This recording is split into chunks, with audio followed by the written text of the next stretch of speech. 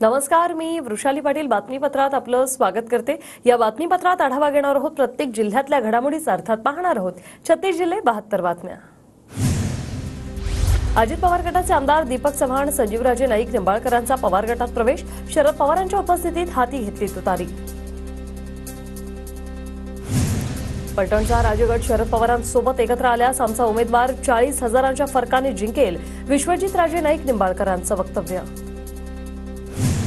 पूर्व नागपूर आणि नागपूर दक्षिण पश्चिम मतदारसंघ आम्ही मागितला, पक्षाने आदेश दिल्यास मी देवेंद्र फडणवीसांविरोधात नागपूर दक्षिण पश्चिम मतदारसंघातून लढणार, अनिल देशमुखांचं विधान। शेकापच्या जयंत पाटलांकडून शरद पवारांची भेट, रायगडच्या पारंपरिक 4 जागा आम्हाला मिळाव्यात, तर प्रागतिक आघाडीकडून 20 ते 22 जागांची मागणी, शेकापच्या जयंत पाटलांचं वक्तव्य। सुजय विखेंना संगमनेरमध्ये उभं राहायचं असेल तर स्वागतच, मात्र त्यांना निराश होऊन परत जावं लागेल, जयश्री थोरात यांची प्रतिक्रिया। बाळासाहेब थोरात संगमनेर विधानसभा मतदारसंघातून 1 लाख मतांनी निवडून येणार, युवा संवाद यात्रेत जयश्री थोरातांकडून विश्वास व्यक्त। अहिल्यानगरच्या पारनेरमध्ये अजित पवार विजय औटींना मैदानात उतरवणार, विजय औटींना तयारीला लागण्याच्या अजित पवारांच्या सूचना, तर निलेश लंके हवेत गेलेत, विजय औटींची टीका।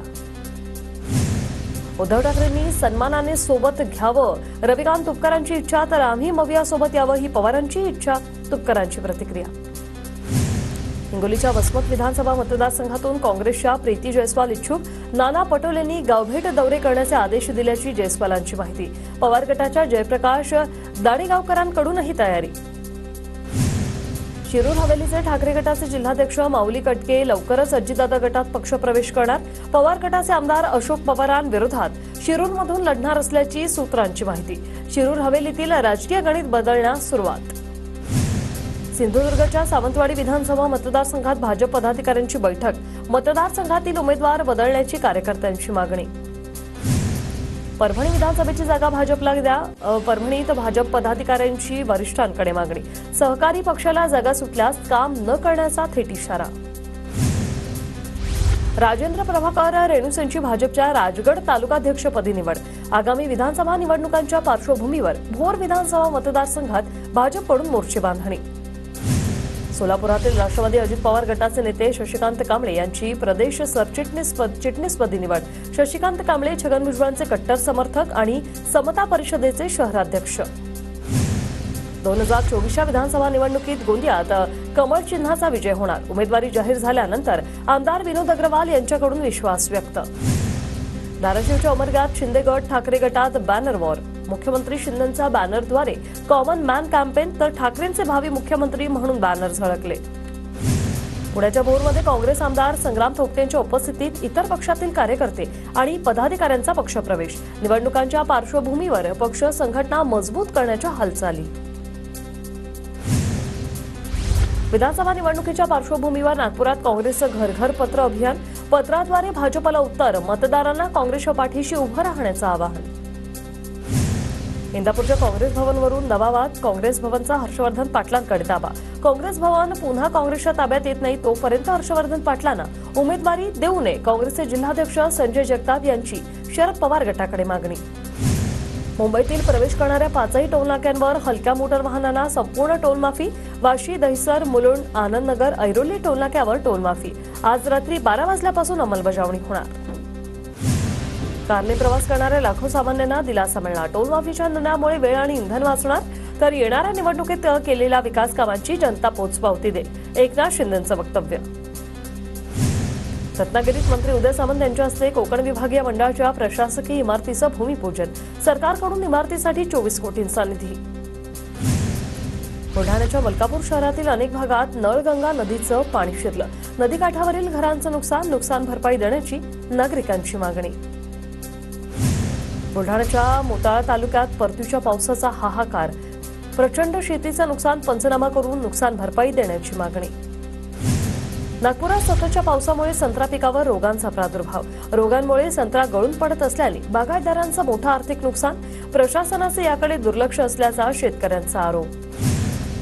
नागपूरच्या काटोल तालुक्यातील मोवाड भागाला परतीच्या पावसाने झोडपलं, जोरदार पावसामुळे संत्रा पिकाचं मोठं नुकसान, शेतकरी हवालदिल। नाशिकच्या मनमाड परिसरातील परतीच्या पावसामुळे पिकांचं नुकसान, काढणीला आलेल्या मका पिकाचं नुकसान झाल्याने शेतकरी हवालदिल. मुसळधार पावसामुळे बुलढाणा जिल्ह्यातील शेतात पाणी शिरलं. पावसामुळे नळगंगा, पेन टाकली, खडकपूर्णा तिन्ही धरणाचे दरवाजे उघडले. नदीकाठच्या गावांना सतर्कतेचा इशारा. वर्ध्याच्या आष्टीमधील सिरकुटणी परिसरात जोरदार पावसामुळे सोयाबीन पिकाचं नुकसान. पावसामुळे नाल्याला पूर आल्याने ट्रॅक्टरसह सोयाबीन वाहून गेलं. 40 पोते सोयाबीन वाहून गेल्याने शेतकरी हवालदिल. भंडारा जिल्ह्यात परतीच्या पावसामुळे धानपीक जमीनदोस्त. पंचनामे करून नुकसान भरपाई देण्याची शेतकऱ्यांची मागणी. पेंटाकळी प्रकल्पातून पैनगंगा नदीत 5245 क्युसेक पाण्याचा विसर्ग. पैनगंगा नदीला पूर येण्याची शक्यता, नदीकाठच्या गावांना सतर्कतेचा इशारा. राज्यातील 2 मोठ्या नदीजोड प्रकल्पांना मंजुरी. राज्य मंत्रिमंडळाच्या बैठकीत दमणगंगा गोदावरी नदीजोड प्रकल्पाला मंजुरी. प्रधानमंत्री पीक विमा योजनेअंतर्गत नाशिक जिल्ह्यासाठी 868 कोटी रुपयांचा निधी. पालकमंत्री दादा भुसे यांची माहिती. पीक विम्याची रक्कम 2 दिवसात शेतकऱ्यांच्या खात्यात जमा होईल. मुसळधार पावसामुळे धुळ्याच्या साक्री तालुक्यातील अक्कलपाडा धरणाच्या पाणी पातळीत वाढ. धरणातून 35,000 क्युसेक पाण्याचा पांझरा नदीत विसर्ग. परभणीतील येलदरी जलाशय सलग दुसऱ्या वर्षीही 100% भरलं. येलदरी जलाशयात पाण्याची आवक वाढणार.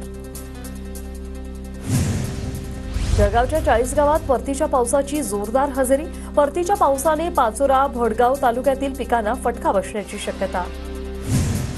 सोलापुरात 2.5 एकरातील केळी पिकाची अज्ञाताकडून नासधूस. 600 केळी घड अज्ञातांनी धारदार शस्त्राने कापले. शेतकऱ्यांचं 5 लाखांचं नुकसान. माढा तालुक्याच्या मिटकलवाडी परिसरातील घटना. जालन्याच्या बदनापूर तालुक्यातील वाकुळीमध्ये भाजप आमदार नारायण कोचेंसमोर मराठा आंदोलकांच्या घोषणा. आंदोलकांनी महिलांना वाटप केलेल्या साड्या आणि पर्स पेटवल्या. बारामती धनगर समाजाचं उद्या अजित पवारांच्या घरासमोर ढोलबजाव आंदोलन करण्यात येणार. आचारसंहितेपूर्वी धनगर आरक्षणाचा GR काढण्याची मागणी. छत्रपती संभाजीनगरच्या सिडको चौकात धनगर समाजाचं पेंटी आणि ढोलबजाव आंदोलन. धनगर समाजाला ST प्रवर्गातून आरक्षण देण्याची मागणी. पालघर जिल्हाधिकारी कार्यालयावर आदिवासी समाजाचा धडक मोर्चा. जलसागर येथे झालेल्या अनधिकृत उत्खननाविरोधात कारवाई करण्याची प्रशासनाकडे मागणी. नांदेडमध्ये शेतकऱ्यांच्या मागण्यांसाठी संभाजीराजे छत्रपतींच्या उपस्थितीत आसूड मोर्चा. शेतकऱ्यांना सरसकट मदत करण्याचं संभाजीराजेंचं सरकारला आवाहन. राज्यातील साखर कामगारांचा विविध मागण्यांसाठी बेमुदत संपाचा इशारा. मागण्या मान्य न झाल्यास 16 डिसेंबरपासून संपावर जाण्याचा कामगारांचा इशारा. पुण्यात शरद पवार गटाच्या महिला आघाडीच्या वतीने सरकारच्या विरोधात रावणाचा पोस्टर जाळून आंदोलन. राज्यात स्त्रियांवर अत्याचाराच्या घटना वाढल्याने सरकार विरोधात घोषणाबाजी. नागपुरात 15 ऑक्टोबरपासून सरकारी सोयाबीन खरेदीला सुरुवात होणार. नाफेडद्वारे 7 संस्थांमार्फत 8 खरेदी केंद्रांवर सोयाबीन, उडीद आणि मुगाची खरेदी होईल. यवतमाळचं नवीन अत्याधुनिक बस स्थानक आजपासून प्रवाशांच्या सेवेत. बस स्थानकात विश्रांती गृहासह अंडरग्राऊंड पार्किंगची व्यवस्था. ST कडून दिवाळीत होणारी हंगामी भाडेवाढ रद्द. ST महामंडळाचे नवे परिपत्रक जारी.